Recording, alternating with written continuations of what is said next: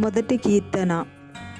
దుష్టుల ఆలోచన చొప్పున నడవక, పాపుల మార్గమున నిలువక, అపహాసకులు కూర్చుండు చోటను కూర్చుండక, యెహోవా ధర్మశాస్త్రమునందు ఆనందించుచు దీవారాత్రములు దానిని ధ్యానించువాడు ధన్యుడు.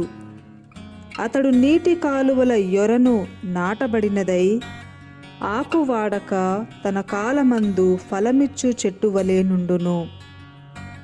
అతడు చేయునదంతయు సఫలమగును. దుష్టులు అలాగున ఉండక గాలి చెదరగొట్టు పొట్టు వలె నుందురు.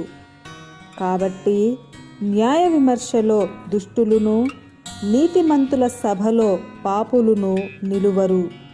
నీతిమంతుల మార్గము యెహోవాకు తెలియును, దుష్టుల మార్గము నాశనమునకు నడుపును.